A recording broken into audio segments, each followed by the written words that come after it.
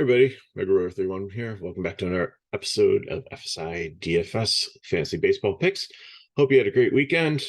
Hope you actually played the night slate on Saturday. Wow, what a crazy contest. I stacked Houston and the Angels and faded Ohtani and did really, really well. Ended up second in FanDuel contest and did pretty well on DK. So overall, it's a good weekend. Sorry it's getting a little late this morning. Thunderstorms in the area, lost internet. You might still hear it behind me. Hopefully I don't lose power or internet again here, but I want to try to bang this out so you hopefully watch on your lunch break. We have a 6-game slate for Monday, kind of a light one here, but it might end up being only a 4-game slate because we got 2 major weather concerns again. So let's get through this and as fast as we can to get it out to you and hopefully help you make some money to start off your week. First up, we have Cincinnati and Baltimore. So you have Brandon Williams going against Cole Irvin. Not interested in both pitchers. There is a 78 to 80% chance of rain to start this game. Then it tapers off down into the 50s. So maybe a late start, maybe they'll get it in. 10 total should be a lot of runs here. 82 degrees, wind blowing out 11 miles per hour. I know it's kind of a park downgrade from Cincinnati, but still I think the conditions will be good here if they can play it. So no pitchers, like bats on both sides, but then again, we just have to see if the weather's going to cooperate for this one. Second game is Milwaukee Brewers, New York Mets. Same story, a little better. This one looks like 60% chance of rain to start off, and then it goes into 75 and 80%. So will they get the game in? Will those showers hold off long enough that they can get most of the game in? Not sure. Colin Ray. Why do I always call him Colin Ray? He's a country singer. Colin Ray here, pitcher, no thank you. Probably he's given up so many runs and just been so bad that I know the Mets have struggled with this, and I know it's a park upgrade going to Citi Field here, but the wind is blowing out here at 13 miles per hour, 75 degrees. So if this game plays, that helps hitting conditions in a field that's usually more of a pitcher's park. Verlander on the other side has struggles every so often, but Milwaukee has also struggled offensively, so it's a good spot. Probably my favorite pitcher in the medium range here. I'm not touching Ray. Bat-wise, Milwaukee would just be a leverage against Verlander if the game actually plays. I'd probably focus on the lefties like Yelich, Tellez, maybe Winker, Adames, probably those ones. I wouldn't take Tapia at all. And Mets, definitely, especially lefties, but I'd pretty much take anybody here. Vogelbach struggled a little bit, but at first base, I don't know if you want to pay 2.2. So anyways, these first 2 games, I think there's a lot of great opportunities for bats, but I think, we'll probably hopefully figure out before lock if they're postponed or not, but could be just cross off those 2 and play it as 4 games late. So, and that's probably how I'm going to do his cash. So the first game without weather is in Atlanta, 87 degrees, wind blowing out 12 miles per hour. So another great hitting environment here, especially when it's hot in Atlanta, and especially wind blowing out here. You have Sonny Gray, who's looking broken recently. I don't know what's going on with him. If he started the season decent, I don't know if people got a book on him, if he's tipping pitches, if he's got something mechanically broken, if he's injured, if it's the yips. I don't know, but I don't really trust Sonny Gray, especially against the Braves offense that has been very, very good.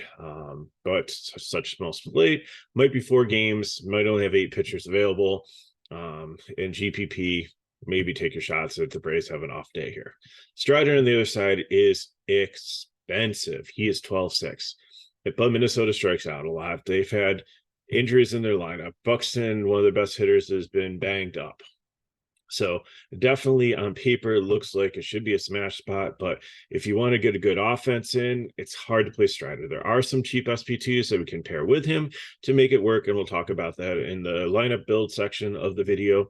But I just really, it's going to be hard to get up to him. And we've seen him struggle a little bit recently. And I don't know, maybe he won't, he could go score 40 points.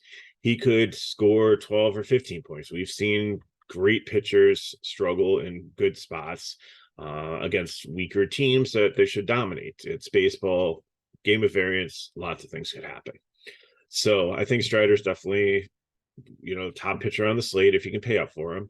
Braves would be my second favorite stack here. In Minnesota, I think would make a great leverage stack if everybody's playing Strider. Load up on them against him, and if he does have an off night and Minnesota does put up runs like we've seen happen a couple times against these good pitchers, then you're off to the races on this slate. Next up, we have Detroit Tigers going to Texas Rangers, Matthew Boyd and Andrew Heaney. Matthew Boyd is definitely a no for me, especially with how great the Texas offense has been. And Andrew Heaney on the other side, I definitely would consider him. His last 3 starts have not been bad. Detroit's Detroit, although we have seen Detroit be like the kryptonite to different teams where we thought starter pitchers would be in a great situation. So I'll do 2 things with it. I'll have some Heaney tonight, and I will have some Tiger stacks tonight because they're very cheap and they fit in. And there's actually some decent ones here, like Torkelson, if you want to give a first base spot. Short's been decent at second base. Ibanez, who's second base eligible, or at only 2.5 here. Short's only 2.4, or an outfield spot. He's hits left-handed pitching really well. Haas also is the catcher, and then Baez is kind of over the hill, but still has some potential there. Behrling's had some decent games. I wouldn't play Miggy, Shoop, Marisnik's minimum price if he plays an outfield there. He's got a little bit of speed to him, so if you want to do a wraparound stack. So the Tigers make a lot of things work if you want to pay up for pitching. Texas on the other side, love the bats here. I don't think you'll be able to get a full stack in without sacrificing pitching. And maybe playing Detroit on the other side, but or the White Sox, depending on like who you take as your pitchers. But I would probably stick to the righties. So Semien, Seager's great, but I'd sacrifice him in the stack. I'd go Young, Garcia if you want to pay up for it. I'd skip over Lell and then maybe go Heim or Garver for the catcher. Durant's definitely in play at 3-4, especially on FanDuel. I think he's got like 3 different position eligibility. I think he's at second, shortstop, and outfield, which is great. And Lovely Tavares has been decent also. He's definitely one that you can do in a wraparound stack. He's been hitting really well in the last month, stealing bases, had some home runs. Like I wouldn't call him on fire, but he's been solid producer in this Texas, and he kind of gets overlooked by some of the bigger names in the stack. Next game, we have the Chicago White Sox and the 25-run Los Angeles Angels from Saturday. Now, they laid an egg the next day, of course. Everybody probably chased it, and they only put up, I think, 4 runs and lost the game in Coors, or maybe it was 3 runs, something like that. But I know it's always an adjustment when they come back from Coors. Like, the ball goes so far there, and you have the same type of swing, and it doesn't react the same. 69 degrees in Los Angeles, wind blowing out a little bit. Cee's had actually a decent, so I think this is definitely a great spot to play him here, because if the Angels are coming off of adjusting to the regular air again, coming back from the thin air from Colorado, traveling and everything, Cease might actually be in a great spot here. I think Detmers is a great on the other side also, because the White Sox have really struggled. Tim Anderson used to be a powerhouse, like leadoff guy here. He's really faded, getting booed by the crowd.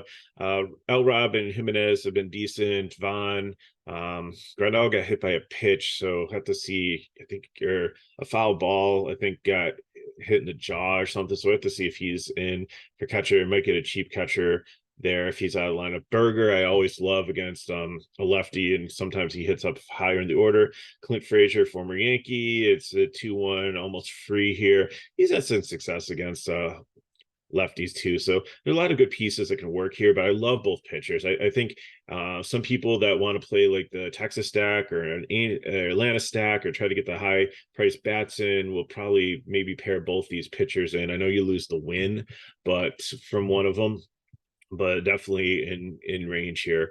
You can pay up for like 2 really good pitchers tonight, or you can go mid-range with 2 of these. But I think Detmer's going to probably be my SP2 in most of my lineups, just because I love the price. I think he's priced like at least $1,000 too cheap here.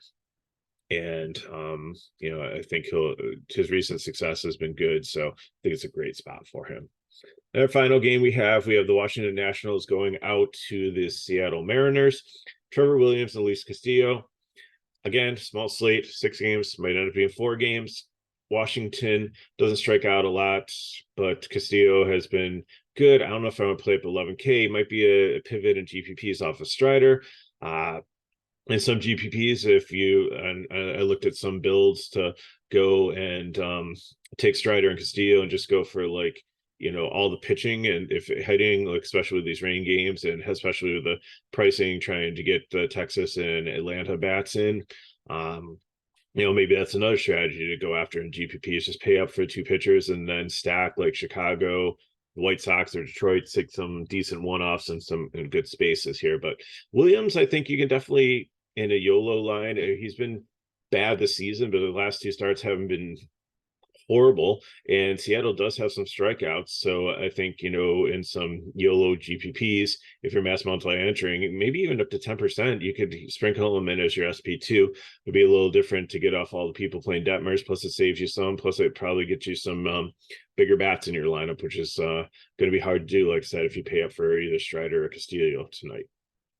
So Washington definitely makes a decent leverage line. I'm sorry, I don't know why they didn't make it on the board here. They should be here against Castillo.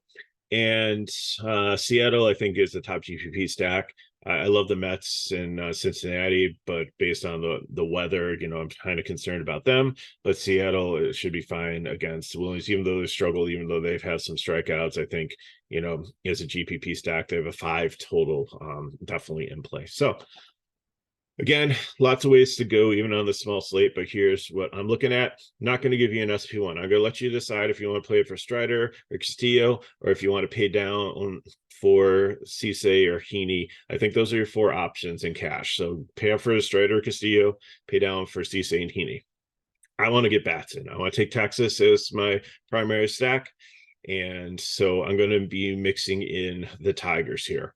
If you don't take Detmer, then you can play Chicago White Sox as your one-off if you want to go down to Williams, or if you want to use Cisse or Heaney as your SP2, or take one as your SP1, one as your SP2, then that opens up, the White Sox to be used for you here. So catcher might just punt that. I don't know if I can get up to Heim here.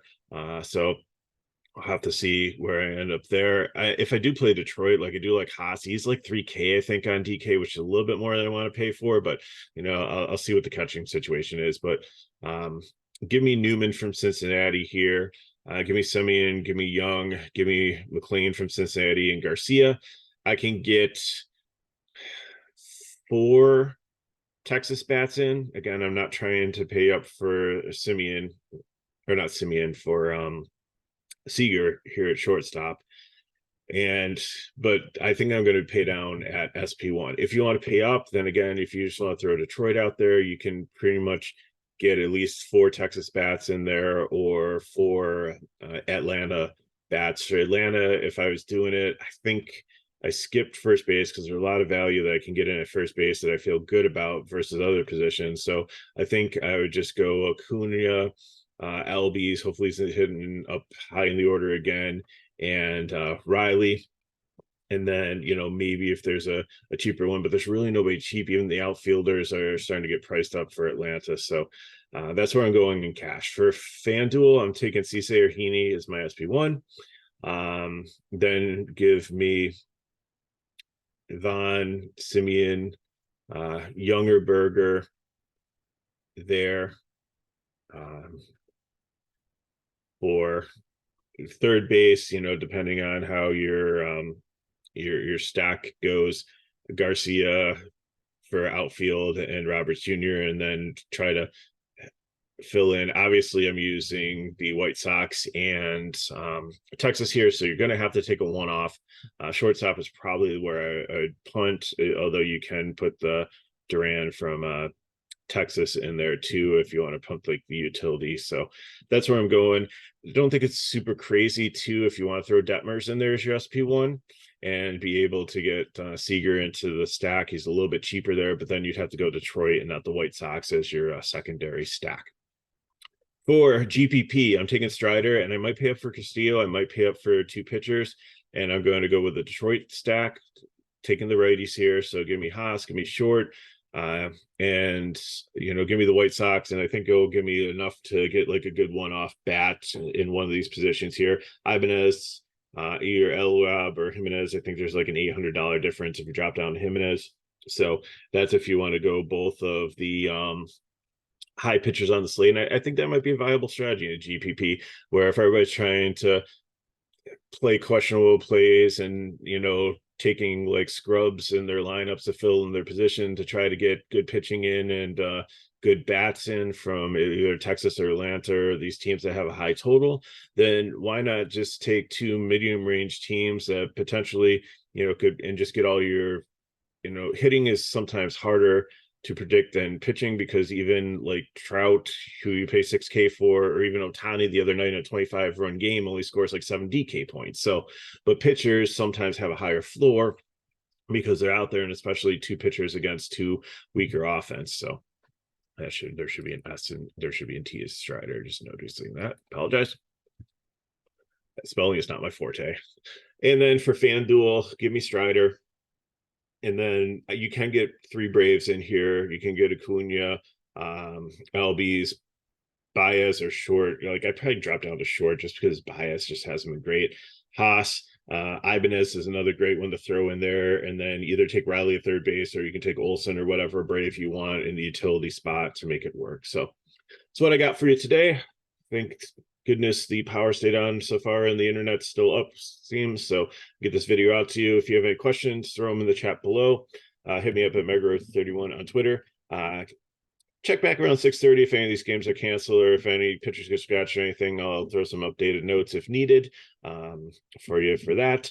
If you want more information on FSi DFS and how to get our full package on stuff, you can go to the description of the video and sign up.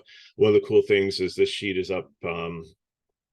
You can go, if you subscribe to FSi DFS, you have access to a link on our website that gets you to the sheet 24 hours a day. So you can see as McKinley and I build it, how it like might change throughout the course of the day, things like that, just to get kind of insight into like our building process and like how we sometimes adjust, make changes and things like that, just to help you build better lineups too. And that's all part of our package. So really cheap, really affordable.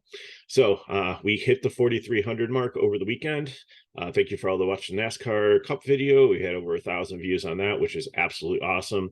These videos have had 400 to 500 views, so I appreciate everybody that's watching. So if we're helping you, please help us back. Continue to like the video, subscribe to our channel, and turn on notifications so you know when the videos come out. And then finally, if you can share with your friends to whether it be like sending out the link or just word of mouth or whatever, just get more people to watch us. Just helps us reach more people and help more people, and that's what we really want to do. So I appreciate you watching. I'm Megaro31. I hope you are in a dry section of so much weird weather going on in this season. It looks like just in my area it's going to rain for like 7 straight days, so we'll just try to stay on top of it and to help you out with your builds. Call on weather all week long for these slates. So appreciate you watching. Again, you know how to get a hold of me if you have any questions. Hope you have a great Monday, start off your week. Good luck in your contests, and I'll see you next time.